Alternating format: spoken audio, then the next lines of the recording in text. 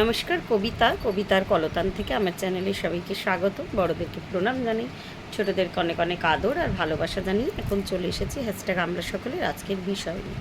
আজকের বিষয় মধুমিতা দিয়েছে একজন বিখ্যাত মানুষের উক্তি, মিখাইল গর্বাচেভ। আমরা প্রত্যেকেই জানি সোভিয়েত ইউনিয়নের প্রেসিডেন্ট ছিলেন উনি।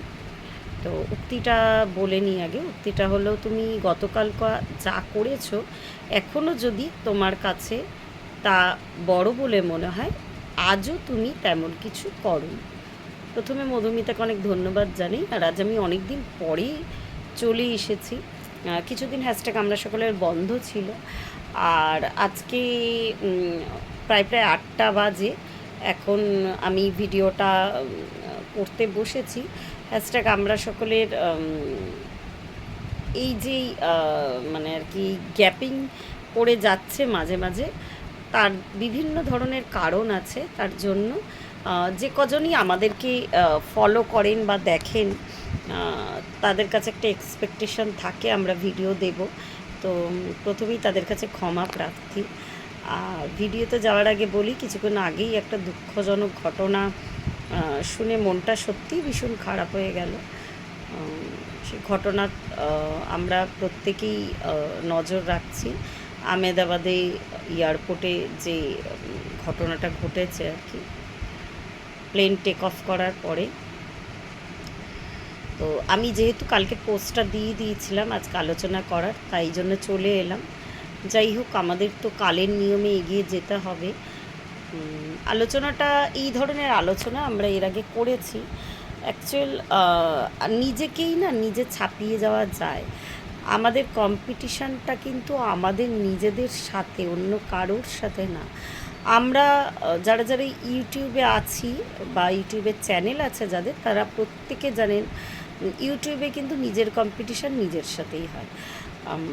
আমাদের ইউটিউব ওয়াইটি স্টুডিও বলে একটা অ্যাপ থাকে, যাদের চ্যানেল আছে তারা জানেন যে সেখানে কিন্তু ডিটেল দেখিয়ে দেয় গতকালের ভিডিওতে তোমার যা ভিউ, সেই ভিডিও ওয়াইজ মানে সেই ভিউ ওয়াইজ বা সেই ডিউরেশন ওয়াইজ বা সেই রেভিনিউ ওয়াইজ কিন্তু র্যাঙ্কিং হয়। মানে তোমার কম্পিটিশনটা তোমার সাথেই, এটা আমি ভীষণভাবে সত্যি বলে মনে করি। অন্যের সাথে পরে আগে দেখতে হবে যে পুরনো আমি, হ্যাঁ, যে সেই সত্তাটাকে আমি চেঞ্জ করতে পারছি কি না। কেন আর আগে আমি একটা বিষয় দিয়েছিলাম, nothing but change is constant. কোনো কিছুই কিন্তু কনস্ট্যান্ট না, একমাত্র পরিবর্তন ছাড়া। তো সেরকমই একটা বিষয় যে যদি তুমি মনে করো যে গতকাল আমি একটা পোস্ট অ্যাচিভ করেছি, হয়তো কোনো অফিসিয়াল জব হলো বা বিজনেসের কোনো টার্গেট হলো, তো সেটা আমি মিট করেছি, তো ওটা মনে করে যদি আমি খুশিতে বা শান্তিতে বসে যাই, আমার আর দরকার নেই ওটা অ্যাচিভ করার বা মিট করার। তাহলে এখানেই একটা চরম ভুল হয়। তাহলে আমার হাত থেকে আর সৃষ্টি, যদি শিল্পীরা যখন সৃষ্টি করে না, তো তখন যদি তারা তাদের সৃষ্টিতে খুশি হয়, আমি না এটা বেশিরভাগ শিল্পীকে দেখেছি, তারা কখনোই তাদের সৃষ্টিতে খুব একটা খুশি হয় না। তাদের মনে কোথাও একটা কমি থেকে গেছে, আরেকটু বেটার। তো এইটা করতে করতে না সেই চরম সৃষ্টির কিন্তু মানে চরম শিল্প বলুন বা চরম সৃষ্টি বলুন, তো সেটা কিন্তু প্রকাশিত হয়। ঠিক যে কোনো বিষয়, আমার জীবনের শিল্পী কিন্তু আমি। আমার জীবন কিন্তু আমার ক্যানভাসে কিন্তু রং তুলি বা আমার খাতায় কিন্তু আমি কিন্তু লিখব। তো সেই লেখাটা যদি ডে বাই ডে আমি, জীবনটা তো জ্ঞান সমুদ্র, তো ডে বাই ডে একটু একটু করে জ্ঞান সঞ্চয় করে যদি আমি এইভাবে এগিয়ে যাই, অ্যাচিভমেন্ট করার মানে সবসময় নয় যে 3D বা মেটেরিয়াল কোনো সাকসেস পাওয়া বা মেটেরিয়াল টার্গেট ফুলফিলমেন্ট করা। যদিও আমি বলবো মেটেরিয়াল টার্গেট কিন্তু আজকালকার জীবনে বেঁচে থাকতে গেলে অনেকখানি। তো সেটার সাথে সাথে যদি আমি আমার জীবনে ছোটো ছোটো গোল সেট করি না, যে ধরুন একটা সাধারণ এক্সাম্পল দিচ্ছি, আমি যদি মনে করি নিজে ওয়েট পুট অন করছি, তো তার জন্য আমার হাঁটা দরকার। তো প্রথম দিন আমি হয়তো প্রায় 15 মিনিট হেঁটে হাঁপিয়ে গেলাম। তারপরের দিন ওটাকে আরেকটু বেশি করব, 16 মিনিট করব, তারপরের দিন 20 মিনিট করব। তো এই নিজের টার্গেটকে নিজে ছাপিয়ে যাওয়া, আর ঠিক এইভাবেই আমার মনে হয় জীবনটা জার্নি। জীবনটা কোনো একটা জায়গায় ওইভাবে যদি আমি থেমে যাই, যেটা আমার টার্গেট, ওই স্কাই ইজ দ্য লিমিট, এটার মধ্যে কিন্তু কোনো লোভ নেই। হ্যাঁ, ওই যে বললাম যে সবসময় এটার মধ্যে মেটেরিয়াল কোনো ভাবনা চিন্তা লুকিয়ে নেই। আমি যদি অহরহ নিজেকে যদি এইভাবে, হ্যাঁ অবশ্যই মানসিক শান্তি বজায় রেখে আর কি। তো ওইভাবে টার্গেট দিতে দিতে আমি যদি এগিয়ে যাই না, তাহলে কিন্তু সেই লক্ষ্যটা কিন্তু আমি ওই জার্নিটার একটা পর্যায় অবধি পড়তে পারি, আবার সঙ্গে সঙ্গে আর একটা জার্নি স্টার্ট হবে। এমন নয় যে জীবন জীবন বসে থাকে না, একের পর এক একের পর এক জার্নি কিন্তু স্টার্ট হয় প্রত্যেকের জীবনে, প্রত্যেকের জীবনে। যে আমরা গৃহবধূরা যদি প্রতিনিয়ত ঘরে রান্না করি, তো আমরা এইভাবেও আমরা নিজের কাজেরও টার্গেট সেট করতে পারি যে এই টাইমের মধ্যে আমি এটা করব, পরবর্তী সময়টা আমি কিছু ক্রিয়েটিভ কাজ করব, তার জন্য আমি নিজের জন্য সময় বার করব।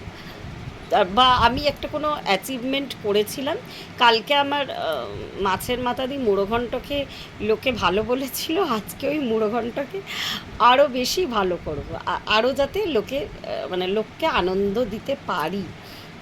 তো এটা উদাহরণটা শুনে কেউ হাসবেন না। তো এইভাবেই অনেকে অ্যাকচুয়ালি অনেকে বলেন তো আমাদের কি হবে ভেবে, আমরা তো এই ঘরে থাকি, বরের মানে বর ইনকাম করে এনে দিচ্ছে, আমি রান্না করি, কি হবে এগুলো ভেবে।